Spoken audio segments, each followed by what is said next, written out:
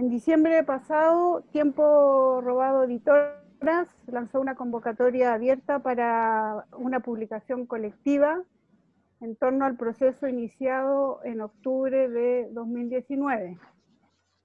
Aunque nosotros hemos planteado varias veces que no consideramos que el proceso se inicie en ese momento, sino es más bien la emergencia de una emergencia masiva de procesos más o menos subterráneos que se venían dando desde hace largo tiempo en distintos territorios, terrenos, organizaciones.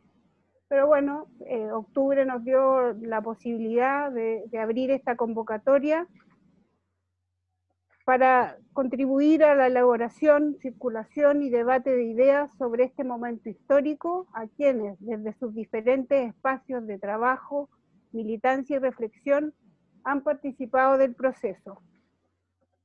Por eso nos pareció necesario, además de los artículos que recibimos, realizar algunas entrevistas a actores relevantes que habían participado en este proceso, para intentar dar una visión global de las fuerzas en juego durante la revuelta. Este libro contiene finalmente 10 artículos, es decir, 11 artículos, perdón, y 7 entrevistas, y esperamos poder lanzarlo en octubre de este año, a un año de la revuelta. Agradecemos entonces hoy día la participación en este conversatorio a Paula Arrieta, artista visual, académica de la Facultad de Artes de la Universidad de Chile, Claudio Alvarado Lincopi, historiador, Amaranta Ballestero, expresidenta del Centro de Alumnas del Liceo 1, y Por Tiempo Robado Editoras, mi compañera Gloria Argueta y yo, Claudia Marchán, codirectoras de la editorial. Entonces, para partir este conversatorio, los dejamos con Paula Arrieta, artista visual. Ella escribió un artículo en este libro sobre la posibilidad de política del arte en medio de una revuelta. Paula. Bueno, hola a todas, a todos, a los que nos estén escuchando, a Claudio, a Amaranta, a ti Claudia, a ti Gloria.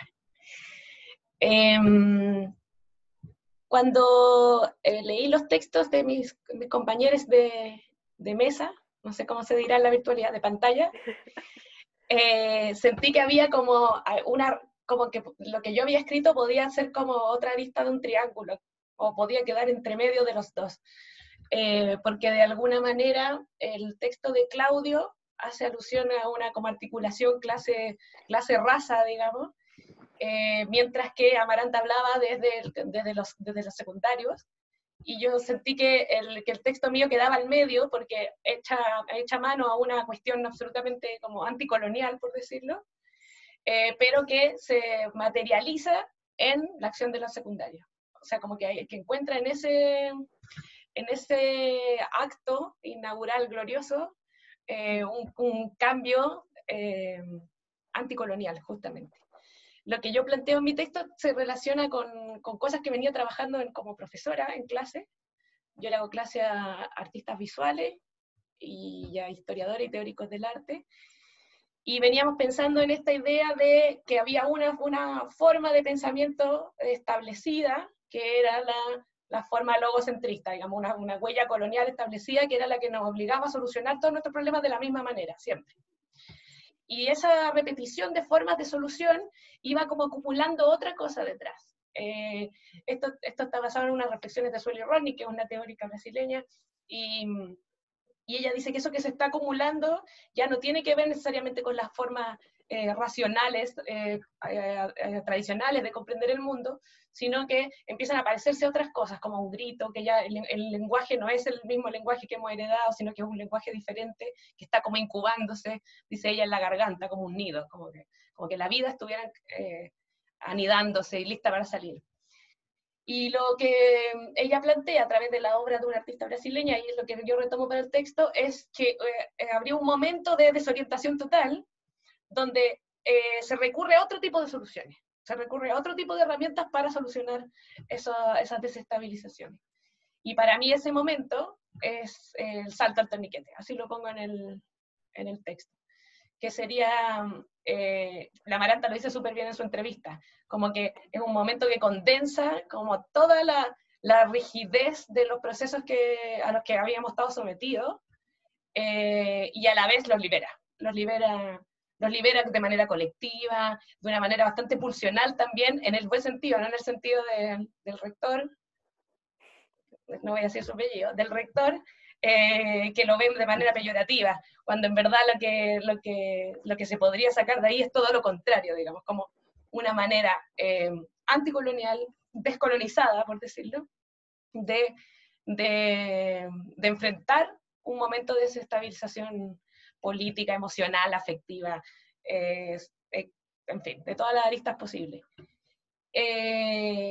Lo que tiene ese gesto, y eso es lo que planteo yo, es dejar de hacer lo que siempre se hace, porque esa repetición de fórmulas que genera lo mismo todo el tiempo, Foley Rodney lo llama como modos homogenéticos que generan lo mismo, y cambiar eso por algo que genere algo diferente. Y de hecho pongo el ejemplo, que para mí es súper revelador, es medio centralista capitalino, pero cualquier santiaguino lo va a entender, del torniquete de la micro, que les pusieron hace algunos años, que es un torniquete extremadamente estrecho, por el cual es imposible pasar, que de hecho es más lógico y coherente saltarlo que pasar, porque uno tiene que ponerse de lado y levantar la punta de los pies, pasar la mochila, o sea, hay que hacer como un montón de piruetas. Lo más lógico es no hacerlo. Sin embargo, lo pasábamos todo el tiempo, una y otra vez, qué sé yo. Ese dispositivo como del cuerpo se ve modificado con ese salto al torniquete. Y ese salto además es como un llamado que prende, usando el lenguaje de la época, y que prende masivamente y termina con lo que nos gustaría pensar. A mí me gustaría pensar es como una forma diferente de decir lo que queremos decir. Que ya no es esto de, mira, te voy a explicar, tengo mucha rabia porque resulta que las cosas, que yo sé que voy a hablarlo lento, voy a decirlo despacio, voy a decirlo con mesura, sino que ya no es así. Ahora el lenguaje es nuevo, se parece a un grito, se parece a un grito colectivo, se parece más a las formas del cuerpo, más que a las formas coloniales, logocéntricas. Foley Rodney ocupa un término que a mí me encanta, que es falo, ego, logo, céntrico, que es como la palabra que antropo, falo, ego, logo, céntrico, que es la que como condensa todos los males de la humanidad, antropocéntrico, logocéntrico, falocéntrico, y eso se rompe y empezamos como una práctica distinta, una práctica del cuerpo, del deseo, colectiva, que guarda una potencia. Bueno, eso ahora con la pandemia yo no tengo un análisis muy claro al respecto, porque como, es una situación muy extraña, pero de alguna manera leyendo la entrevista a Maranta me pude reencontrar con ese sentimiento, por decirlo. Como que la pandemia cubrió un poco afectivamente todo lo que vivimos desde octubre en adelante, y me gustó eso de la entrevista a Maranta, como que se podía revivir eso, de alguna manera. Entonces rescato eso, no sé si es la forma de continuar con la conversación, pero siento como que el texto mío podía articular hacia los dos textos por esa misma razón, como que había un componente de cada uno de los textos de mis compañeros en la reflexión que yo hacía. Eso es lo que puedo decir de mi texto al menos. Sí, pues le damos el pase a Maranta, entonces, expresidenta del Centro de Alumnos del Liceo 1, como dijimos antes, y entrevistada por Gloria a inicios del año pasado, de este año, enero, antes de la pandemia. Muchas gracias. Muchas gracias también aquí a los presentes por la instancia, por la conversación, por este momento igual que nos saca un poco de este contexto tan difícil, tan tenso, para volver a pensar todo lo que vivimos, como que ahora estando tan encerrados, a mí también me pasó como que volví a leer la entrevista y yo decía, chuta, es verdad, como que estuvimos todos esos meses peleando, guerreando, y me pasa un poco lo mismo de que siento que mi entrevista fue un tema más como de hechos, como más tangible, como más contar cómo lo había vivido en el día a día, pero también está lleno de simbolismo, y está lleno de simbolismos que vi como en los textos de Paula y de Claudio, como todo lo que toca Claudio, como de lo racial, de lo indígena, de volver a como descolonizarnos también un poco, es totalmente lo que yo veía cuando salía con mis compañeras y qué es lo primero que sacaban, pues, bandera mapuche, huipala, etc. Entonces también el salto del torniquete es como que uno lo vive en ese momento saltando, así, lo que pasó, yo estuve ahí y pasó y se fue, pero al fin y al cabo uno no se pone a pensar como todo el trasfondo que puede tener eso y cómo se le puede dar distintas interpretaciones, como que también siento un poco eso de que son tres textos que un poco ven lo mismo desde formas súper distintas que todas llevan a lo mismo, de que fue un quiebre súper fuerte, que se puede vivir, se puede interpretar, se puede como, ¿cómo decirlo? Como que se puede desenredar de tantas formas, se le puede sacar tanto, y ahora aquí encerrados como que se nos hace tan poco, como que no estuvo, pero estas instancias nos hacen ver cómo podemos volver a aquello y pensar cómo seguir después. Me acuerdo que el texto de Claudio como que llevaba muchas veces la idea de que había un supuesto fin de la historia, había un supuesto ya, esto es lo más a lo que podemos llegar, esto es lo que vamos a vivir el resto de nuestras vidas, y cómo rompimos eso, y cómo ahora no sabemos cómo continuar, y que al final concuerdo con él totalmente de que ese es el gran triunfo. Cuando yo leía mi texto y también en el momento en el que estuve con Gloria, en que estábamos conversando, que era, ¿qué hacemos ahora? Como estudiantes nunca habíamos llegado tan lejos, como que nunca habíamos movido tanta gente, entonces sentíamos, ¿qué hago ahora? ¿Dónde voy ahora? ¿Quién, como típica orgánica estudiantil, quién llama, quién reúne, quién organiza, cuándo, dónde, etcétera? Y al fin y al cabo tener esa duda, tener esa como sentimiento de incertidumbre de qué viene después, siento que es un triunfo totalmente, ahora que lo puedo ver desde lejos, ahora que ya no lo veo con el miedo de la violencia que se vivió en esa época, porque siento que no es un tema que tocamos tanto así como tópico aislado dentro de nuestros textos, pero es algo que se vivió súper fuerte, la violencia fue por lo menos a mí lo que más me marcó, y ahora mirándolo desde más lejos, como un poco más tranquila también, veo que es un triunfo, de verdad que lo es, como que esa idea del texto de Claudio se me quedó muy pegada. Me pasa que el salto del torniquete es como una imagen súper icónica ahora, como que se ocupa mucho así, es como por ejemplo un tiempo después del estallido vi que salían como poleras o pañoletas con el negro matapaco saltando el torniquete. Y era como, ya, como que era como la idea totalmente todo el rato del salto al torniquete. Y es la imagen de cómo, para mí por lo menos, la imagen derechamente de cómo se pasa a llevar el modelo. Como ya, como más allá de cortar la calle, que por lo menos para mí era como algo tan normal, el salto del torniquete era como un daño tan grande, era como uno niño, cabro chico, saltando así, ah, mira, te hice perder 210 pesos, y después ves que es una imagen tan grande, es como un simbolismo tan fuerte de ver a toda la gente, después cuando salían imágenes de gente de terno y corbata saltando el torniquete, pegaba el doble de fuerte, y después veis que la gente abre las puertas, todos pasaban, es un simbolismo total de la revuelta.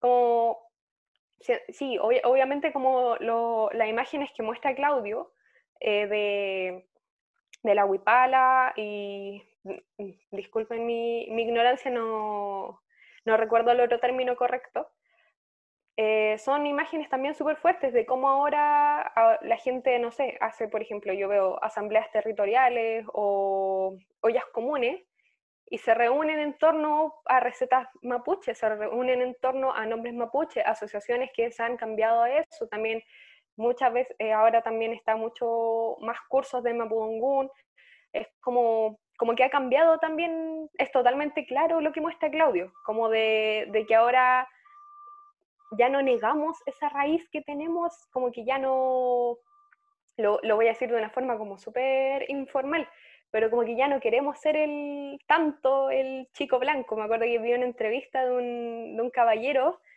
que estaba en las protestas de George Floyd en Estados Unidos, y si no me equivoco, él decía así como, y nosotros los blancos nos están haciendo esto y esto otro, y era totalmente un indio, era como que no sé, como que uno lo compara con Cast y no pueden ser ni primos lejanos, como que no, no tenía ninguna relación. Y el hecho de que la gente viera esa diferencia y dijera, loco, ¿cómo te puedes denominar a ti mismo así si no lo eres? Es algo que quizás no habría pasado antes. Antes uno no le habría dicho a él así, oye, reconoce tus raíces, ¿qué estáis hablando? Como que es algo que siento que también impulsó la revuelta. Y son tantas cosas, son como tantos procesos que se vivieron y tantas aristas que se abrieron, como tantas formas de analizarlo, que aquí por lo menos, a pesar de que los tres textos yo los encuentro súper variados, súper distintos, y de que tocan cosas diferentes, siento que da para tanto más, como que podría estar aquí hablando horas de todas las cosas que uno vio durante la revuelta y todo lo que uno vivió, pero al fin y al cabo me centro más que nada reuniendo a nuestros tres relatos en todos los simbolismos que nos quedaron, y como el texto de Paula me acuerdo que partía de ¿cómo estás? Como que el solo hecho de algo tan pequeño como el lenguaje. Ahora, anoche, así, una anécdota muy nada que ver, anoche estaba viendo Pasapalabra y decían, sucedió el 18 de octubre del año pasado. Todos pensamos ahora, estallido, ¿cuánto alguien habría asociado esa palabra? Uno dice estallido, uno dice revuelta y puede pensar en su país, en su calle. El torniquete es como, ahora como ex estudiante, porque ya egresé, pero el hecho de que ahora esté en el vocablo chileno el estallido, la revuelta, el desorden, es algo tan placentero ver que algo salió, ver que para uno que no normalizó, que no vivió los procesos que hablaba Claudio de lo que no me acuerdo exactamente cómo lo nombró, pero me acuerdo que eran como 3 procesos del 73, el 88 y el periodo colonial, que marcaban al final cómo habíamos llegado ahora. Y al final uno que no vivió los más recientes, como el 73 y el 88, para uno es súper incómodo, súper raro como joven ver las cosas a las que los demás están acostumbrados, como la democracia de los acuerdos o la democracia como totalmente económica, el modelo en sí es tan incómodo para uno que ahora ver que ya no está tan normalizado, ver que se está pasando a llevar, aunque estemos en pandemia encerrados, sentir todavía esa energía dando vuelta cuando uno conversa con alguien y dice, oye, ¿y el estallido? ¿Cómo estuviste? ¿Qué te pasó? Es algo como que me llena completamente, como que salí de toda la orgánica estudiantil, es que igual pega, es como salir de lo secundario, es difícil cuando uno lleva tanto tiempo, pero salgo completamente plena, sintiendo que el vocablo se expandió, los simbolismos se expandieron, que la raza ya no es la misma, el sentimiento de la conciencia que decía Claudia ya no va a ser la misma después de esto. Todo eso me deja como para después de la pandemia con algo de esperanza, así como quiero creer que después de que salgamos, cuando nos veamos por fin y hagamos el estreno, el lanzamiento en presencial, no va a ser la misma reunión que se hubiera hecho si no hubiera pasado todo esto. Eso me gustaría comentar. Totalmente, Amaranta. Además que cuando uno lee la entrevista de Amaranta y que dice que empezó a luchar a los 12 años, tremenda.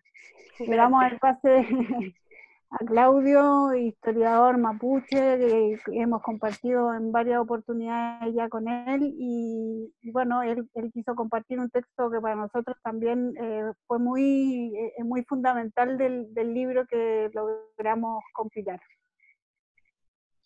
Bueno, primero saludarlas, Gloria, Claudio, Amaranta, Paula. Realmente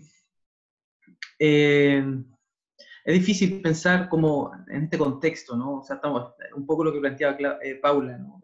esta idea de cómo estamos sintiendo, palpitando, ¿no es cierto?, el estallido, la revuelta en estas condiciones actuales, ¿no? Yo creo que es igual, y un poco habla de lo que plantea Amaranta también, ¿no? Como esta incertidumbre en el que nos encontramos desde el 18 de octubre, ¿no? O sea, y evitar esa incertidumbre es muy, muy curioso, es difícil porque no tenemos los mapas políticos trazados, ¿no? Sabemos que algo nuevo está aconteciendo y que algo emerge, pero todavía no tenemos plena conciencia de que hacia dónde va. Por lo tanto, también siento que, al menos el texto que escribí, siento también, cuando leí lo de Paula y Amaranta, es como, bueno, ciertos deseos, ¿no? Y eso me parece bastante estimulante, como hacia dónde poder direccionar lo acontecido, cuáles son las pulsiones que están ahí palpitando como posibilidad, cuáles son las grietas que se están abriendo y podemos masticarlas, conocerlas y transformarlas también. Entonces, yo creo que eso es una condición muy, muy particular de los textos, ¿no? En donde aparece también como, había una fotografía que tú pusiste, Paula, que me pareció fenomenal, grandiosa, ¿no? Como unas chiquillas, no sé qué liceo eran, estaban saltando un torniquete, como una cosa, pero no era un torniquete, era la disposición, ¿no es cierto?, performativa del torniquete con mesa y con una escoba, aparentemente, ¿no? Y era muy potente porque daba cuenta del entrenamiento, ¿no? Y eso es fundamental, lo decía Claudia y Gloria, ¿no? Que hay un entrenamiento para llegar al 18 de octubre, ¿no? O sea, con esta idea de que efectivamente bueno, cuando tú, Claudia, señala, Amaranta viene desde los 12 años movilizando y luchando, precisamente eso, ¿no? ¿Cuántos años hemos luchado, ¿no es cierto? Hemos construido categorías, hemos conceptualizado rabias, pero también posibilidades, y que finalmente terminaron fraguando ese 18 de octubre, ¿no? Y esto es hermoso porque Alfredo Yar, creo que se llama, ¿no? Cuando él tiene esta obra 11 de septiembre, ¿no? Cuando dice, bueno, 11 de septiembre del 73, pues se repite, ¿no? Se repite. Y pareciese que hasta el 17 de octubre todavía habitamos ese 11 de septiembre, ¿no? Pero cuando aparece el 18, como que ahora habitamos ese 18 todavía, ¿no? De alguna manera nos escapamos de ese 11, y eso me parece también muy posibilitante, como recrea la imaginación. Yo creo que es algo que habíamos perdido de alguna manera, ¿no? La potencia creativa, como soñar, pensar que podíamos hacer otra cosa, a propósito de lo que se repite, ¿no? O sea, Paula, ¿no? Y cómo salir de esa condición que se repite para a posibilitar otras cosas. Y, nada, yo creo que el libro en general me va a parecer seguramente, y los artículos en particular, como posibilidades de imaginación, que yo creo que es algo que estaba clausurado. Por supuesto, esas imaginaciones ya se ha buscado clausurar, ¿no? Se ha buscado tornar institucional también, y va a ocurrir, ¿no? Tampoco los pueblos podemos habitar quizá destituyentemente, ¿no? Porque así como se fragua una posibilidad constituyente, nace también de la posibilidad destituyente que emergió desde el 18 de octubre. Ahora, la pregunta es, ¿podemos habitar destituyentemente? Quizás sí, ¿no? Y ahí hay algo interesante, pero ¿cómo lo constituyente, es decir, la institucionalización de esa creatividad también toma curso? Yo creo que en esa tensión también nos encontramos, ¿no? Y que tiene que ver con el plebiscito del 25 de octubre, etcétera, ¿no? O sea, hasta qué punto ese 25 nos va a posibilitar, pero también clausurar la imaginación. Y por lo tanto, hasta qué punto podemos arrogar todas las posibilidades a ese momento institucional, y cuáles son las cosas que se abren mucho más allá. Y entre las cosas que se abren mucho más allá, yo creo que tiene que ver con esta formación de conciencia, ¿no? Había una pregunta en torno a dónde había estado la clase obrera, ¿no? en la revuelta, en el estallido. Entonces, bueno, la clase obrera no estuvo, claro, porque se dice eso en la medida de que andamos buscando la clase obrera tal como apareció en el siglo XX, ¿no? Es decir, claro, si no aparecían con overol y con sindicatos y con los partidos atrás, parece que la clase obrera no estaba. Pero no, desde el punto de vista de la clase obrera sí estaba, pero estaba bajo la formación histórica, identitaria, cultural, que emerge durante las últimas décadas, 3 décadas al menos, ¿no? Y que en ese sentido, desde mi punto de vista, lo que hay es una reconversión de la clase obrera como sujeto histórico, ¿no? Ya no bajo los preceptos identitarios del siglo XX, sino fraguado bajo las nuevas tensiones, contradicciones y luchas, ¿no? Es imposible, idealmente, ¿no?, que esta clase obrera para el siglo XXI no sea feminista y sea plurinacional, por ejemplo, ¿no? Que son de alguna manera y quizá al mismo tiempo ecologistas, ¿no? Que de alguna manera que son 3 movimientos fundamentales de las últimas décadas, ¿no? El feminista, el movimiento mapuche, o indígena en general, y el movimiento socioambiental, ¿no? Entonces, siento y pienso de que eso es lo que no vamos a ver en términos constituyentes. Difícilmente lo que ocurre el 25 de octubre y su devenir institucional va a permitir que esa formación histórica, ¿no es cierto?, que es la clase obrera para el siglo XXI, pueda tener esta condición que estamos hablando. Pero sí, en términos más del topo de la historia, desde mi punto de vista, se está fraguando otra forma de pensar la conciencia.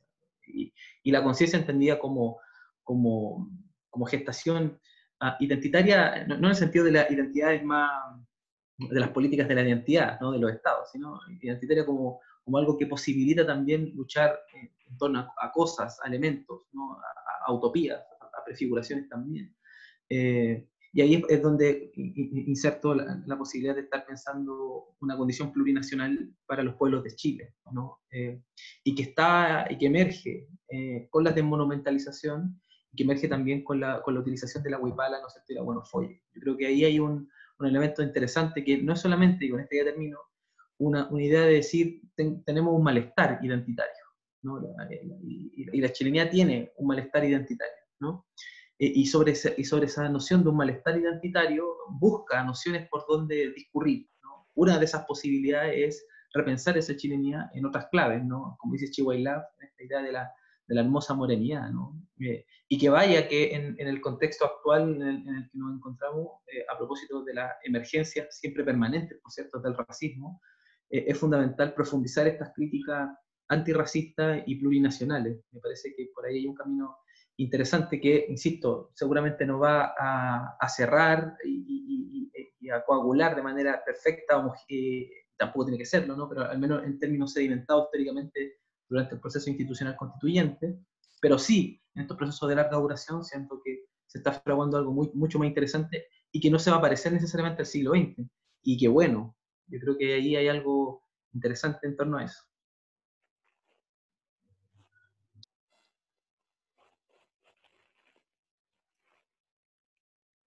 Estoy sin volumen, Gloria. Estoy autosilenciada.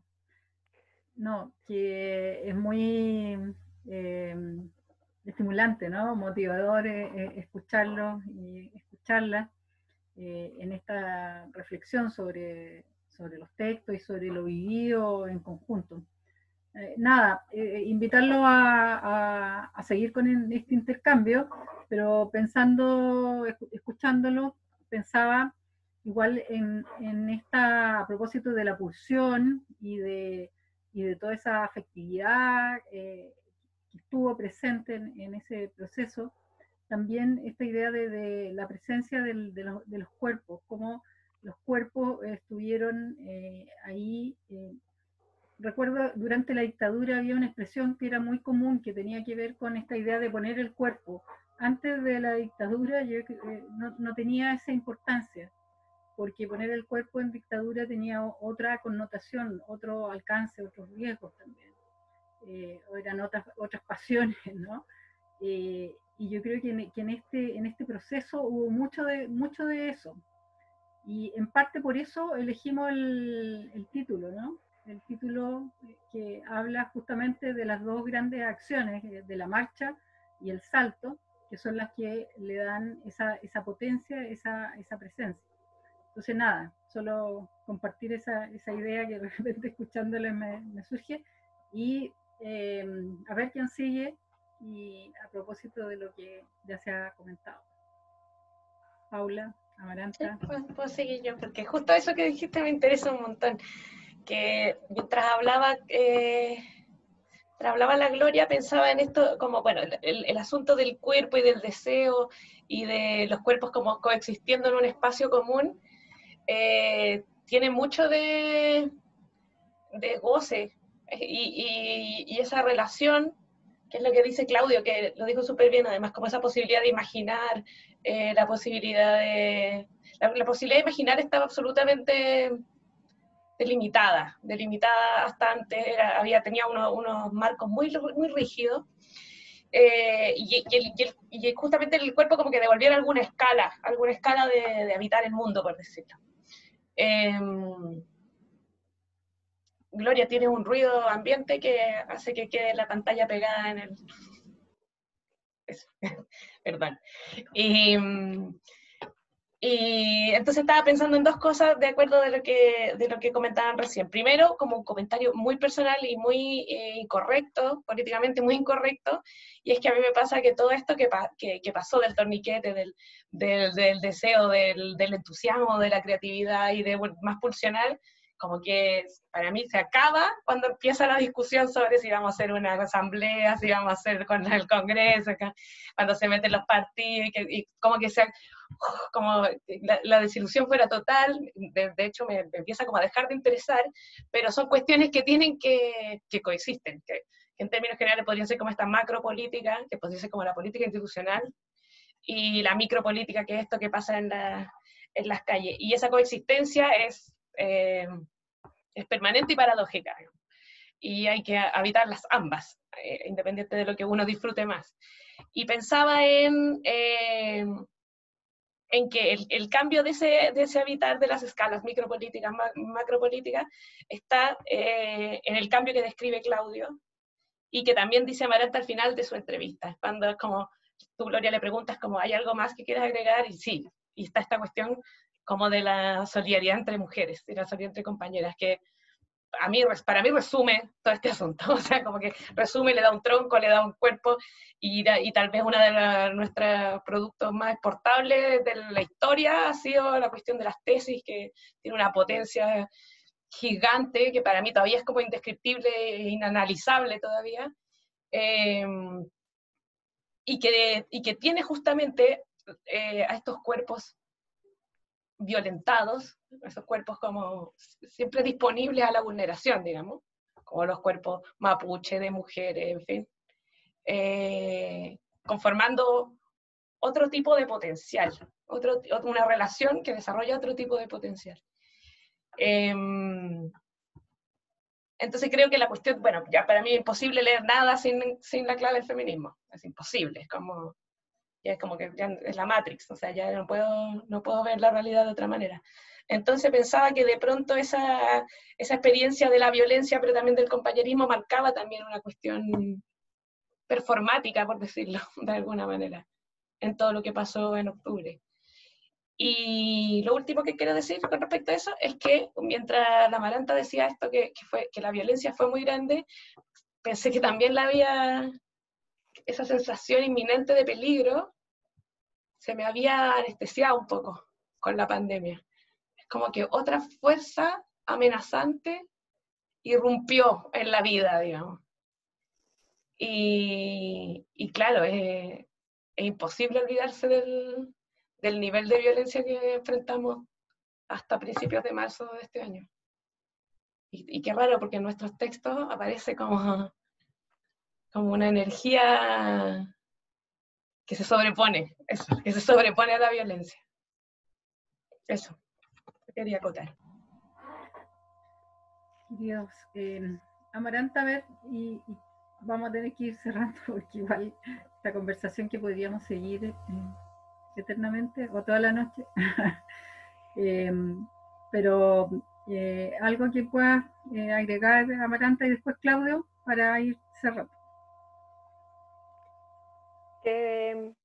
Llevarlo un poco quizá a lo mismo que acaba de acotar Paula, de que, y creo que lo dejé como muy en claro en la entrevista, de que las generaciones anteriores que, tal como dice Gloria, pusieron el cuerpo en la dictadura, un poco quizás se vieron tan marcados con esa entrega, con esa, como dar todo para cambiar lo que se está viviendo, quizá un poco se olvidaron, o no quiero decir normalizaron, porque es como una palabra como demasiado manoseada en estos tiempos, pero como que internalizaron un poco toda el poder, la mano encima tuyo, la violencia todo en la casa, en la calle, en todos lados, que ahora es difícil de diferenciarla. Es como, lo puedo llevar incluso a un tema más feminista, así como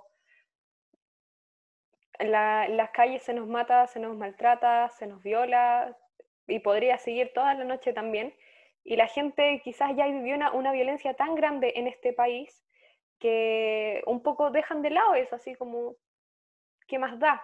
Y es lo mismo un poco que se vivió en la revuelta. En la revuelta los jóvenes no estábamos acostumbrados a tanto, no, nunca habíamos visto niveles tan graves como el hecho de que cegaran a la gente, que es un simbolismo tan grande, siguiendo con el mismo tema, es imposible en la mente de uno. Entonces creo que cuando se pase a un proceso de macro política, como contaba la Paula, siento que no se pueden dejar de lado estos procesos, no se puede dejar de lado todo que se puso el cuerpo en dictadura y ahora se puso y se entregó y se dejó.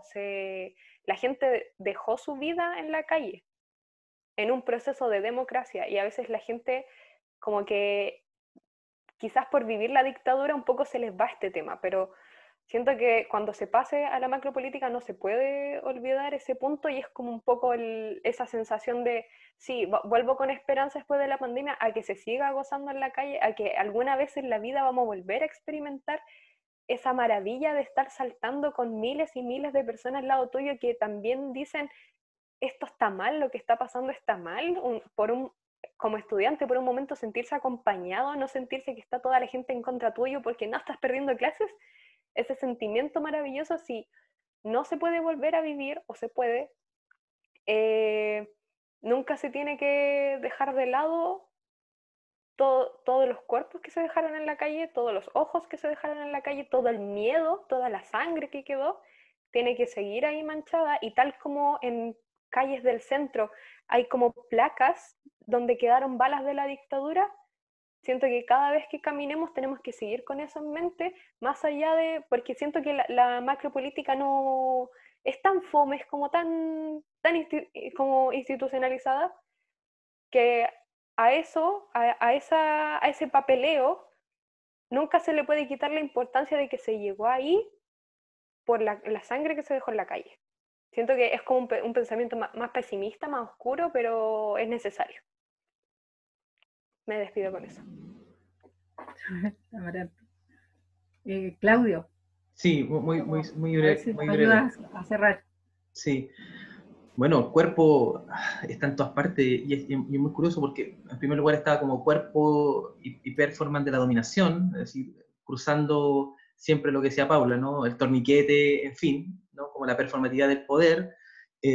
Luego esta misma performatividad como insurgente también, ¿no? Y disidente en torno a esa forma desde el torniquete, pero también a mí me pareció súper interesante también los cuerpos y la movilización, ¿no? Tanto los cuerpos individuales como y sus modas. Eso también me pareció algo fascinante. O sea, particularmente Alameda era o sea, impresionante como esa efervescencia estética, juvenil, barroca, que se expresaban en los cuerpos, en la vestimenta y también en las calles, rayando a propósito del apruebo, ¿no? Más allá de que nos guste o no, ¿no es cierto? Estos apruebos distintos, ¿no es cierto? O sea, un apruebo garra blanca, un apruebo más, ¿no es cierto? Qué sé yo, un apruebo más kitsch, otro apruebo, en fin, ¿no? O sea, toda esta cuestión me parece súper fascinante, ¿no? Como estos cuerpos barrocos y este sobajeo, como la politización del sobajeo, una cuestión que de alguna manera es la foto icónica, ¿no? La foto icónica de la Plaza de Dignidad con esos cuerpos que uno no sabe dónde comienza uno y termina otro, ¿no? Y eso me parece bastante interesante. Ahora también el cuerpo como lugar de castigo, y esto es muy curioso, hemos aprendido a vivir desde el 18 de octubre con una ortopedia, ¿no? Desde el lente, o sea, todos teníamos nuestros lentes para que no nos sacaran los ojos cuando íbamos a la dignidad, y hoy día con una mascarilla, ¿no? Y hoy día todos tenemos un lente contra la globalina y una mascarilla contra la pandemia. Y esto es muy curioso, o sea, hemos aprendido a vivir con nuestro cuerpo ahora con elementos que previamente no existían desde el 18 de octubre, ¿no? Y eso también está como, el cuerpo por lo tanto como un territorio también a dominar y así ya, pero efectivo, concreto, ya era antes, por supuesto, pero hoy día llega al punto de que tenemos que utilizar, ¿no es cierto?, cosas sobre nuestro cuerpo para protegernos, ¿no? Y esto me parece muy curioso, por lo tanto el cuerpo está ahí, es el centro del debate, sin duda, ¿no? Cuerpo y espacio y territorio, yo creo que, ¿no? Y territorio como cuerpo, en fin, y objetos, ¿no? Y objeto, y con esto ya termino con la idea del objeto que comienzan a operar creativamente, como un objeto que era una cosa deviene en otra cosa, y ese me parece un potencial moderno barroco, pero increíble, o sea, y que ha estado siempre en el mundo popular, ¿no? Y que tuvo la expresión, por cierto, en la movilización también. Yo creo que ahí hay una fuerza creativa poderosísima que no termina de acontecer todavía. Yo creo que en ese camino estamos, como en un ejercicio creativo muy fuerte, y en donde, y ahora sí, el arte, la ciencia, lo social, todo pierde frontera, y eso me parece fascinante, ¿no? A propósito de las tesis, ¿no? O sea, ¿qué es la tesis? ¿Es una producción intelectual? ¿Es arte? ¿Es performance política? ¿Qué es? ¿No? Y yo creo que esa posible de atravesar fronteras entre disciplinas, entre modos de saber y conocer, yo creo que es otra de los grandes triunfos de esta revuelta, sin duda. Gracias, Claudio.